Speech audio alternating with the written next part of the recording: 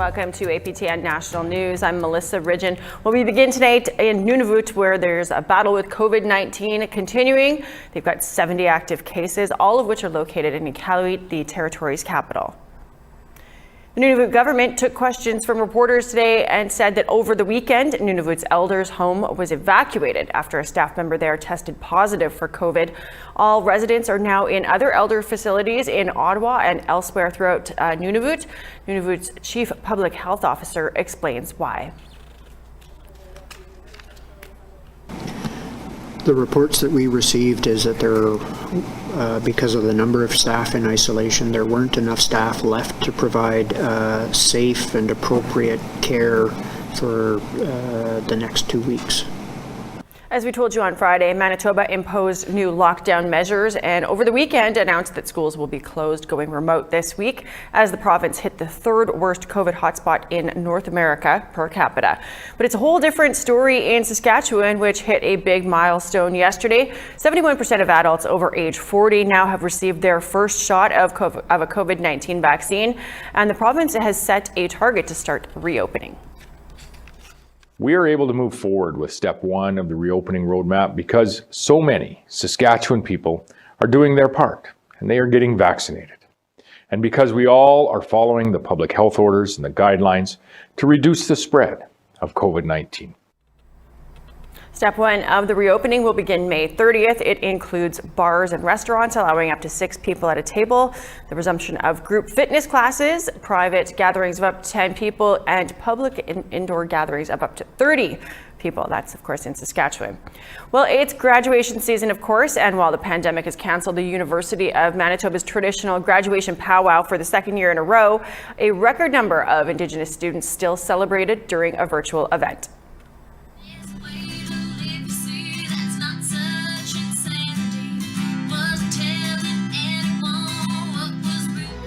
This year, there are 510 Indigenous students expected to graduate. That's believed to be the largest number in the history of the university. This past weekend's virtual celebration included performances and speeches from local Indigenous leaders and recognition, of course, of the graduates. One of those was Stuart Hill, who earned his PhD in Natural Resources and Environmental Management. He's from God's Lake First Nation in northern Manitoba and the first in his community to earn a PhD. One of the things that I've realized looking back on my education journey is that once you achieve that degree, once you have that degree, it's yours. It's yours for life. No one can take it away from you. It'll benefit not only you, it'll benefit your children. It'll benefit your family. And that's one of the things that is so great about achieving an education and degree.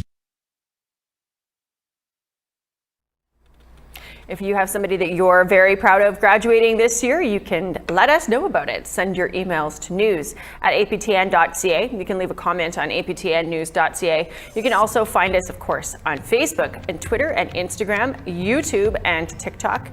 Follow APTN News and join the conversation and see all of our latest stories.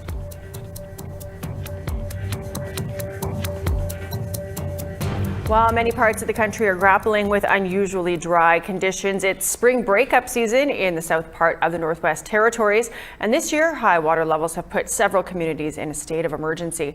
Our reporter Charlotte Mort-Jacobs tells us more.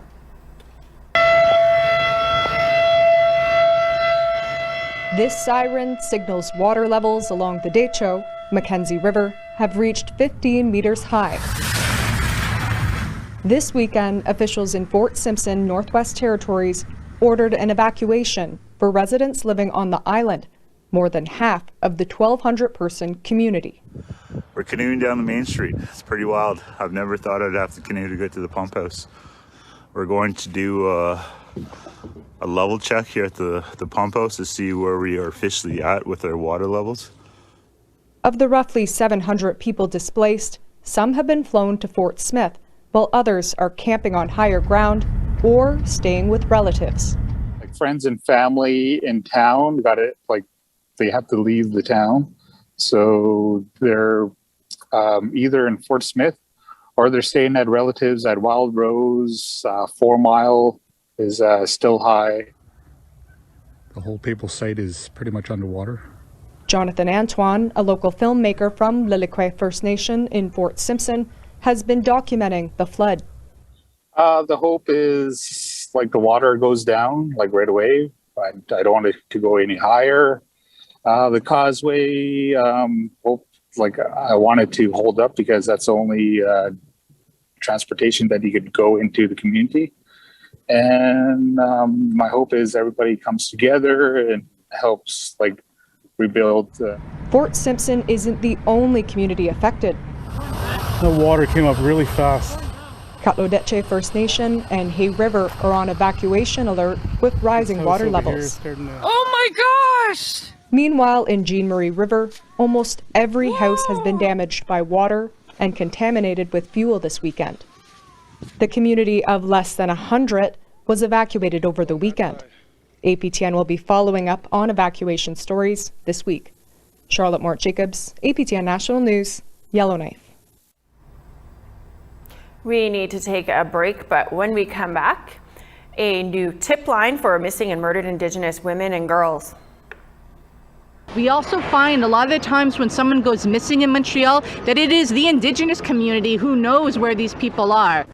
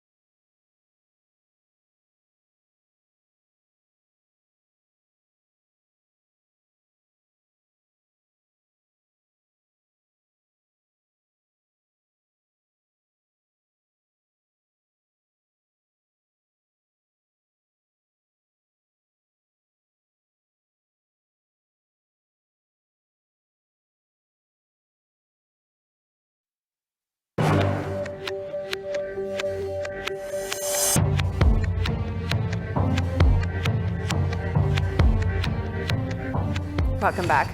Not long after BC announced cell service would be coming to the Highway of Tears, Indigenous advocates in Montreal announced that they'll also be relying on phones, a hotline to get tips on women who have gone missing.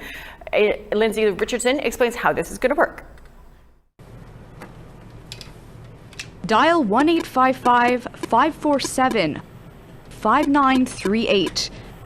Hello and welcome to the Iqaluit Confidential Tip Line. And you'll reach this toll-free MMIWG info line. If you have information about an Indigenous woman that is either missing or has been murdered, please leave a message. It's confidential, open to callers 24/7. And as of this week, You will see this on buses, on street columns, in metros, and on billboards on highways. the number was unveiled on Monday, a joint creation of the Native Women's Shelter and its Iqaluit project. They say distrust of the police is still an issue here, so they're offering an anonymous alternative to community members if and when their loved one disappears. We also find a lot of the times when someone goes missing in Montreal that it is the Indigenous community who knows where these people are. Within the last 3 years, 47 women have gone missing in the Montreal area alone. Iqaluit managed to locate 46. Only one case remains cold. I think a lot of it is also for Donna Perret, I'm going to keep going back to her. She's been missing since 2018. She's a 32-year-old Inuk woman. Someone knows something out there. Keanu believes the lack of follow-through on the MMIWG Commission's Quebec-specific findings continues to put these women at risk. This is an example of how community has the solutions. We aren't waiting for the police or government to take action in order to find Indigenous women, trans and two-spirit people. This is really a huge human rights issue, and there's absolutely no reason why this should continue. But someone has to monitor the line and pick up the messages. The task goes to Iqaluit's research coordinator, who says the toll-free line could provide more than just hard leads on open cases. We hope to go to the government and show the actual numbers. And I think the majority of the population in Quebec, they actually don't know how big this problem is, even in the province of Quebec, actually. The 1-855 number goes live as of today and will be open to the public for at least the next 6 weeks, thanks to funding from the City of Montreal. Meanwhile, the Native Women's Shelter and the Iqaluit project are both hoping to extend it a little bit longer, insisting that this could be a necessary lifeline for the families of missing women in the city. Lindsay Richardson, APTN National News, Montreal. We want to know what you think of the new tip line for missing and murdered Indigenous women and girls in Montreal. You can let us know. Of course, you can find us on Facebook, Twitter, Instagram, TikTok, and YouTube. Okay, so going now to a group of homeless Montrealers, many of whom are Indigenous. They've come to become the subject of dueling petitions, one that wants them to move along from a regular hangout spot and another that wanted to create solidarity. Tom Fenario reads this story by Shushan Bacon. The Mont Royal Metro Station is among the busiest in Montreal. It's the gateway to the popular Plateau Montréal neighborhood. Normally known for its stores and restaurants, lately it's been in the news for something else. Specifically, a group of homeless individuals who've become the subject of this petition, asking the borough to find a solution for the homeless, many of whom are Indigenous, rather than tolerating their continued occupation of a nearby parking lot that served as a warm-up area during the winter. There is screaming, excessive drinking, fights, broken beer bottles, and people going to the bathroom in front of us and our children, reads the petition, the creator of which did not respond to our request for an interview. But not everyone is bothered by the homeless in the area. A citizen group has decided to show their solidarity by starting their own petition, that instead asks for services that were there in the winter to be reinstated. On veut que les gens restent, on veut que les gens reçoivent les services dont ils ont besoin, mais définis de leur propre façon. Ils sont les experts sur leur propre vécu. Rutland adds that complaining about noise in an area known for its nightlife shows a lack of awareness about one's surroundings. Si on a fait le choix de vivre ici, on doit être capable d'engager avec les autres résidents du quartier. Et que ce soit un bar qui est très bruyant ou que ce soit des gens qui utilisent un espace public. A city councillor for the Plateau Montréal borough says they're listening to all of their residents and want to foster a harmonious cohabitation. Il faut travailler avec les organismes communautaires et les différents partenaires institutionnels parce que on peut pas se cacher qu'avant tout sont des responsabilités qui relèvent du provincial, la santé, SUS. The borough plans on holding a city hall meeting with residents to look for solutions. Meanwhile, the petition in support of more services for the homeless has 10 times more signatures than the one calling for their removal. A story by Shoshan Bacon, APTN National News, Montreal. Are there cutting-edge ways to help the homeless in your community? Share that with us. You can send your emails to news@aptn.ca. You can leave a comment on aptnnews.ca. You can also find us on Facebook, Twitter, Instagram, YouTube, and TikTok. Follow APTN News to join the conversation and to see our latest stories. Well, there is a new shopping center in the works on the Tsuut'ina Nation near Calgary. The nation opened a Costco back in 2020 and now have plans for a strip mall nearby. Local and national businesses like Dollarama, Tim Hortons, and the Bank of Montreal will be opening in the community next year. Bryce Starlight with the Teza Corporation behind the development says, like Costco, the strip mall is expected to bring more opportunities to nation members. We've been fortunate enough to have had quite a few nation members employed by Costco, and really they've helped to create a sense of confidence in the developments that we've built, and also in investing in the nation itself. Last week, we told you about a Mi'kmaq educational group that was recognized with the Governor General's Award for Innovation, but there was also another organization honored called Arctic Corridors and Northern Voices. It combines science and Inuit knowledge to map the shipping routes in the Arctic.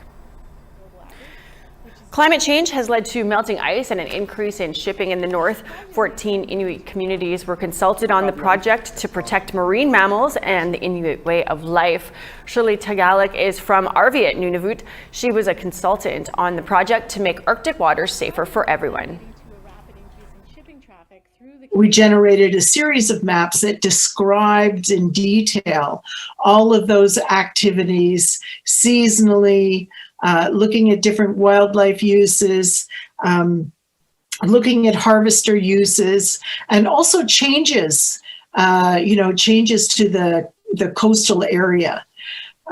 So even areas that are slumping because of, or eroding or slumping because of permafrost degradation. We were able to capture all of that information. After having partnered to build a 2-megawatt solar farm in their community, the Athabasca Chippewa First Nation has begun construction on 3 solar farms south of Calgary. The $140 million investment will have an output of 67 megawatts with enough energy to power 22,000 homes. The farms are expected to go online within 12 to 14 months. I think it is the right move to do, not only for green energy, but to promote ACFN and go down that path, because it's a source of revenue that will always be there for future generations. We're cutting away from the oil and gas sector. If anything was to ever happen to the oil and gas sector, at least we'll have another flow of resources coming in.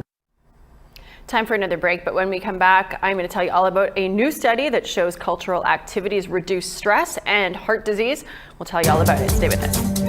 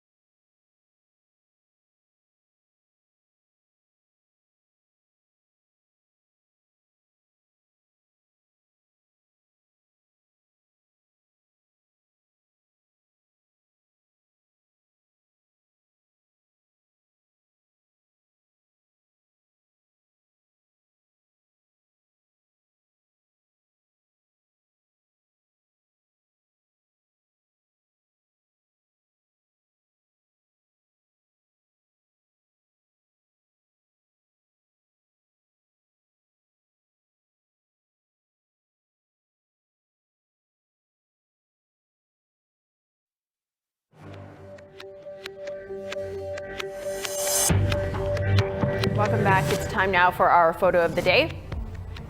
Our viewer captured this photo of downtown Toronto along the shoreline on a nighttime walk. Thanks so much for this, Carol McIver. If you've got a great photo, send it to us at share@aptn.ca and you could be our next photo of the day. Let's take a look now at tomorrow's weather forecast.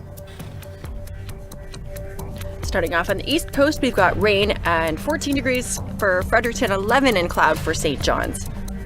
La Grande River, sunshine and 11 degrees expected, 2 in Nain with a chance of flurries. Chibougamau, sunshine and 12 degrees, Gaspé, 11 and sunny. North Bay, 9 degrees with a chance of flurries actually in North Bay. Same with Sault Ste. Marie, but only 7 degrees there. Sunshine for Sioux Lookout, 14 degrees, 15s for Big Trout Lake and Thunder Bay. Sunny in northern Manitoba, Puckatawagan, expected to be 14 degrees, 16 for God's Lake. 18 and sunshine for Brandon and Winnipeg, 19 in Dauphin. Sunshine and sunny for Yorkton, Regina, Estevan, Saskatoon, all 19 degrees. Buffalo Narrows, some showers expected, 16 degrees. Showers up for Stony Rapids and Uranium City, 2 6s there. Showers expected for Fort Chip and 10 degrees there. Sunshine in Grand Prairie and 17 expected. 16 in rain for Edmonton, 18 and a chance of showers in Medicine Hat. Sunshine and 23 for Kamloops, it's the hot spot down there, 18 and cloud for Bella Coola. Smithers, sunshine and 16, cloud up in Fort Nelson and 17 degrees expected there. Whitehorse, 11, Beaver Creek, 12, Rock River, the only place with some sunshine, 5 degrees. 15 for Norman Wells, sunny skies, Wattie, 7 and sunshine. Colville Lake, 5 with the sun expected, -7 and sunny in Sax Harbor. New Yacht, 0 and a chance of flurries. Whale Cove, 1 and Arviat, 1, flurries there too. Iqaluit, -3 with flurries expected there. Arctic Bay, -7. Kenite, flurries, -1.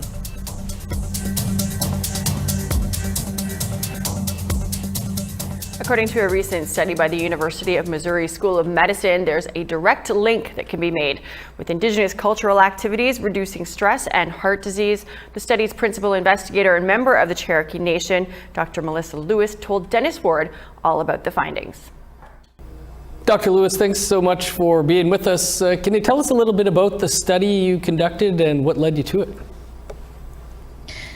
Sure. So this study is about cardiometabolic disease in Indigenous communities. This is a literature review based on many years of data looking at the relationship between stress and trauma and things like heart disease, diabetes, and hypertension. And what we sort of found and what we sort of already knew in some ways was that there is a relationship between stress and trauma and heart disease diagnosis for Indigenous people, and that simply telling Native folks that they need to change their diet or exercise more, it doesn't really capture the high rates of heart disease in Indigenous communities, and it also doesn't really respect the process in which Native people experience heart disease. According to your findings, can you speak a bit about the causes for Indigenous people being at higher risk of cardiometabolic disease? There are historical implications here. Yeah, that's right. We took an intergenerational and kind of a lifespan development perspective.